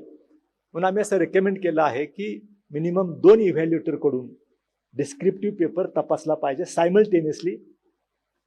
आणि CAP म्हणजे सेंट्रल असेसमेंट प्रोग्राम. आता सुद्धा SSCचे पेपर, 12वीचे पेपर आणि विद्यापीठाचे पेपर सेंट्रल असेसमेंट प्रोग्राम प्रमाणे चालतात. विद्यापीठाने डेसिग्नेट केलेल्या एका ठिकाणी सगळे शिक्षक येऊन बसतात, इव्हॅल्युएट येऊन बसतात आणि ते तिथं बसून तपासणी करतात. आणि त्यांच्याकडे सुद्धा कम्प्युटर स्क्रीनवरच त्यांची तपासणी चालते, ते फिजिकल पेपर तपासायला बसत नाही. आणि म्हणून त्या सिस्टीम प्रमाणे एक XYZ जागा ठरवली जाईल. समजा मुंबई विद्यापीठ तिथे सगळे इव्हॅल्युएटर येतील आणि 15 दिवसाचा प्रोग्राममध्ये 15 दिवसामध्ये सगळे डिस्क्रिप्टिव्ह पेपर चेक करून निकालाला देतील. मग या सिस्टीममध्ये एकाच वेळेला 2 इव्हॅल्युएटर, एक या स्क्रीनवर बसला, एक या स्क्रीनवर बसला, 2 वेगळ्या रूममध्ये बसलेले आहेत. आपापल्या पद्धतीने तपासणी करतील. त्याच्यामध्ये प्रोग्राम आहे. प्रोग्राम प्रमाणात तुम्ही एका प्रश्नाला मार्क दिले की ते ऑटोमॅटिकली त्याचं टोटलिंगला जाते. तुम्ही उपप्रश्नाला मार्क दिले की लगेच उपप्रश्नाच्या टोटलिंगला जाते. दोघांचा पेपर तपासून झाला की दोघांचे पण टोटलिंगचं काम कम्प्युटर करतोय आणि दोघांच्या प्रश्नांचं उत्तरांचं ॲव्हरेज काढायचं काम पण कम्प्युटर करतो. आणि अशा पद्धतीनं कम्प्युटर असेसमेंट, कम्प्युटर स्क्रीन असेसमेंटच्या माध्यमातून एकापेक्षा अधिक इव्हॅल्युएटर मार्फत पेपर तपासले जातील, त्याचं ॲव्हरेजिंग केलं जाईल आणि averaging for each and every question. आताच्या मॉडरेशन सिस्टीममध्ये फक्त सगळ्यात कमी मार्क पडलेला पेपर आणि सगळ्यात हायेस्ट मार्क पडलेला पेपरच्या संदर्भामध्ये फक्त मॉडरेशन केलं जातं. इथं आपण प्रत्येक प्रश्न, प्रत्येक उपप्रश्न त्याचं इथं मॉडरेशन होणार असल्यामुळं आपल्याला समान न्याय मिळेल प्रत्येकाला, अशा प्रकारची दखल याच्यामध्ये घेतलेली आहे. आणि म्हणून या पद्धतीनं मेजर गोष्टी मी आपल्याला या ठिकाणी सांगितल्या. CSAT बद्दल सांगितलं, डिस्क्रिप्टिव्ह पेपर बद्दल सांगितलं आणि ऑप्शनल पेपरच्या संदर्भामध्ये या ठिकाणी आपल्याला मी खुलासा केला. मला खात्री आहे की तुमच्या माध्यमातून स्पर्धा परीक्षेमध्ये जे अपेअर होणारे विद्यार्थी आहेत त्यांच्या मनातल्या सगळ्या शंका निरसन होतील आणि चांगल्या तयारीनं, खूप चांगल्या पद्धतीने सगळे विद्यार्थी तयारी करतील आणि शासनाला जे अभिप्रेत आहे की चांगल्यातले चांगले अधिकारी मिळावेत ते पण काम आपल्याला होईल. आता 2:13 झाल्यात. फक्त शेवटचे 12 मिनिटं मागच्या विद्यार्थ्यांसाठी काहीतरी बोललं पाहिजे, नाहीतर म्हणतील की साहेबांनी सेवेमधल्या लोकांच्यासाठी सांगितलं, मेनवाल्यांच्यासाठी सांगितलं, आम्हाला काहीच सांगितलं नाही. मित्र, तुमच्यासाठी खूप चांगले अनुभवाचे बोल तुमच्यापैकी अनेकांनी दरवर्षी या ठिकाणी यशस्वी विद्यार्थ्यांचे अनुभव ऐकलेले आहेत आणि त्याच्या माध्यमातून तुम्ही याच्या बाबतीमध्ये ऑलरेडी तयारच झाला आहात. परंतु मी काही मुद्दे फक्त आपल्याला या ठिकाणी मांडणार आहे. 12 मिनिटाच्या पेक्षा जास्त मी आपल्याशी बोलणार नाहीये. स्पर्धकांच्यासाठी आणि पालकांच्यासाठी सुद्धा मग अशी सगळ्या पाल्यांनी यशस्वीते पाठीमागं त्यांचे पालक, त्यांचे भाऊ, त्यांचे बहीण, आई वडील होते हे निर्विवादपणे सांगितलं. त्यामुळं पहिल्यांदा घरून साथ असली पाहिजे. सगळ्या पालकांना सांगू इच्छितो, पालकांनी साथ दिली पाहिजे आपल्या विद्यार्थ्याला. त्याची क्षमता काय आहे, ॲबिलिटी काय, तुम्ही विचार करू नका. त्याला ठरवू दे, एक परीक्षा देऊन त्याला एक प्रिलिम परीक्षा देऊ दे, त्याला कळेल की आपण किती पाण्यात आहोत. त्याला एक मेन देऊ दे, त्याला कळेल किती पाण्यात आहोत. तुम्ही त्याला डिस्करेज करू नका, एनकरेज करा. आणि मग अशी एका विद्यार्थ्यानं सांगितलं की म्हणला मी फार सामान्य आहे, इथं फार इंटेलिजंटच लागतो, इथं फार एक्सेप्शनली इंटेलिजंट माणूसच फक्त स्पर्धा परीक्षेमध्ये बसतो, अपेअर होतो, यशस्वी होतो असं अजिबात नाही. म्हणून तर लिहिलेलं आहे की एनी ग्रॅज्युएट कॅन अपेअर. त्यामुळं सगळ्यांनी बसा, सगळ्यांनी तयारी करा आणि पहिल्या 1-2 परीक्षेमध्ये ठरवा की आपण पुढे कंटिन्यू करायचं की नाही करायचं. तर जे काही यशस्वी झालेले विद्यार्थी आहेत त्यांच्या संपर्कामध्ये जर का राहता आलं, ज्यांना ज्यांना शक्य आहे त्यांनी राहत त्यांच्या अनुभवाचे बोल, इथं माईकवर त्यांना बोलण्यासाठी 5च मिनिटं दिली होती. तुम्ही त्यांच्याबरोबर 1-2 तास बसा आणि ते जे तुम्हाला मार्गदर्शन करतील ते खऱ्या अर्थानं लाख मोलाचं असेल. आणि म्हणून ते ज्यांना ज्यांना संधी मिळेल ते त्यांनी करा. पहिला सूचना, न्यूनगंड बाळगू नका. मला जमेल कसं हे, मला 62% मार्क पडलेले आहेत, मला ग्रॅज्युएशनला फर्स्ट क्लास मिळाला नाही, मला डिस्क्रिप्शन मिळालं नाही. ग्रॅज्युएशनच्या पोस्ट ग्रॅज्युएशनचा पर्सेंटेजच्या मार्काचा इथं काडी मात्र संबंध नसतो. तुम्ही तयारी कशी करता, टॅक्टफुली, किती टॅक्टफुली लिहिता पेपर, त्याच्यावर सगळं अवलंबून असतं. दुसऱ्याला कॉपी करू नका. प्रत्येक माणूस हा वेगळा आहे आणि प्रत्येकाची आपली शैली असणार आहे. ऐका सगळ्यांचं, परंतु तुम्ही कसे आहात ते तुम्हालाच माहिती आहे. तुम्ही ते फॉलो करू नका डोळे झाकून. त्याने एखाद्याने सिस्टीम फॉलो केली असेल तर तुम्ही डोळे झाकून करू नका. तुम्हाला सुटेबल असेल तर ते करा. स्वतःच्या चुकामधून आणि दुसऱ्यांच्या चुकामधून पण शिका. इथं बऱ्याच लोकांनी त्यांच्या झालेल्या चुका या ठिकाणी प्रांजळपणे कबूल केल्या. त्या चुका तुम्ही करता कामा नाही आणि तुमच्याकडून ज्या काही चुका होत असतील त्याही तुम्ही सुधारा. तर चुकावर काम करण्याची गरज आहे. माझ्यासाठी 3 गोष्टी अतिशय महत्त्वाच्या आहेत, तुम्ही टेस्ट करा तुमच्याला. एक आहे ॲस्पिरेशन, दुसरा आहे ॲबिलिटी आणि तिसरा आहे ॲप्लिकेशन. ह्या तिन्ही गोष्टी ज्या आहेत ह्या जर का तुमच्यामध्ये असतील तरच स्पर्धा परीक्षेचा विचार करायचा. ॲस्पिरेशन म्हणजे उद्दिष्ट, ध्येय, धोरणं तुमची जी असतील ते ध्येय तुमचं असं असायला पाहिजे की तुमची ॲबिलिटी आहे का नाही ते ध्येय गाठण्यासाठी. ॲस्पिरेशन तुम्ही लाख ठेवाल की मला उद्याच्याला IAS व्हायचंय, पण तुमची ॲबिलिटी तेवढी आहे का नाही याला परीक्षा दिल्यानंतरच कळतं. असं काय नाही, तुम्हालाही माहिती असतं ना आपण किती पाण्यात आहोत. म्हणून ॲप्लिकेशन, ॲबिलिटी तुमची, ॲबिलिटी आणि ॲप्लिकेशन. मग सांगितलं की हार्डवर्क केलं पाहिजे, स्मार्ट वर्क केलं पाहिजे, इतके तास अभ्यास केला पाहिजे, असा अभ्यास केला पाहिजे, तसा अभ्यास केला पाहिजे. तर हे करण्याची तयारी आहे का तुमची? ॲप्लिकेशन म्हणजे ॲस्पिरेशन तुमचं काय आहे, तुमची ॲबिलिटी काय आहे आणि तुमच्याकडे ॲप्लिकेशन करण्याची क्षमता आहे का याचा अभ्यास करा आणि मग पुढे जायचं का नाही ते तुम्ही ठरवा. त्याच्यानंतर सगळ्यांनी मग सांगितले की स्ट्रेंथ आणि विकनेसेस आपले आयडेंटिफाय करा आणि त्याच्याप्रमाणे काम करा. तुमचा अप्रोच पॉझिटिव्ह असला पाहिजे. हाही मगाशी बऱ्याच लोकांनी सांगितलं, पण मी उलट सांगेन की निगेटिव्ह ॲटिट्यूड असलेल्या लोकांच्या संपर्कात राहू नका. भले पॉझिटिव्ह अप्रोच असलेली माणसं भेटतील न भेटतील, पण निगेटिव्ह बोलणारे निगेटिव्ह एन्व्हायरमेंटमध्ये अजिबात राहता कामा नये स्पर्धा परीक्षेच्या विद्यार्थ्यांच्याकडून. स्टँडर्ड बुक्स वापरा, फार एक्सपेरिमेंट करण्याची गरज नाही. मग अशी युनिक पब्लिकेशनचं एक तुमचं पुस्तक बघितलं मी, 60 पेक्षा अधिक पब्लिकेशन्स आहेत तुमची, 60 पेक्षा अधिक पब्लिकेशन विषय वाईज. इतकं मटेरियल तयार आहे, रेडीमेड मटेरियल आहे तयार. ते पुस्तकं वाचा. स्टँडर्ड बुक्स, आता जे काही तुमचे विषय आहेत, तुम्हाला सिलेबस दिलेला आहे, प्रत्येक टॉपिक दिलेला आहे, त्याच्या अनुषंगानं आता डिस्क्रिप्टिव्हमध्ये तुम्हाला बुक्स शोधायचे आहेत आणि कुठल्या विषयाच्या बाबतीमध्ये कुठलं पुस्तक चांगलं आहे त्याचा अभ्यास करायचा आहे. तर योग्य ते रिसोर्सेस, स्टडी मटेरियल हे योग्य पद्धतीचं तुमच्याकडे असायला पाहिजे. त्याच्यानंतर टाइम मॅनेजमेंट सगळ्यातला महत्त्वाचा विषय, त्याच्यामध्ये खोलवर जाण्याची गरज नाही.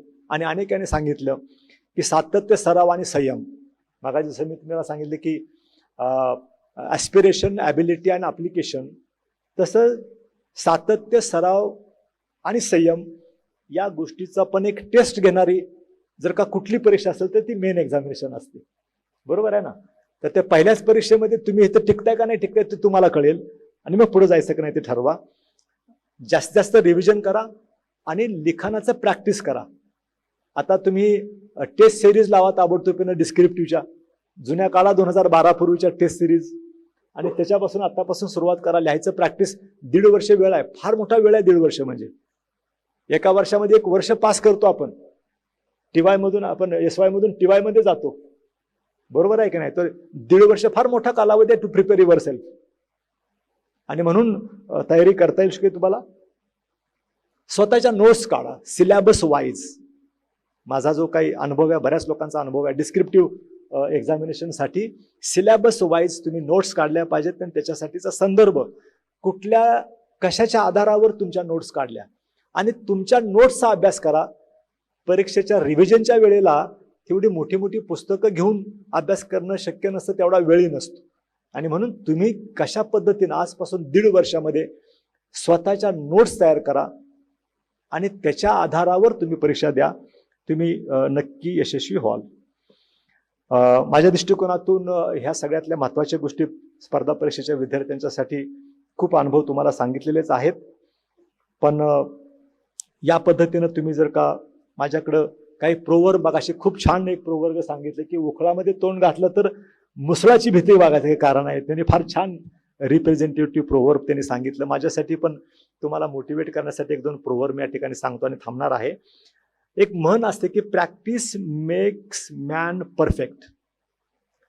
Practice makes man perfect. इथं आपल्याकडे उलट थोडं आहे की perfect practice makes competitor perfect. तो परफेक्ट प्रॅक्टिस महत्वाची आहे.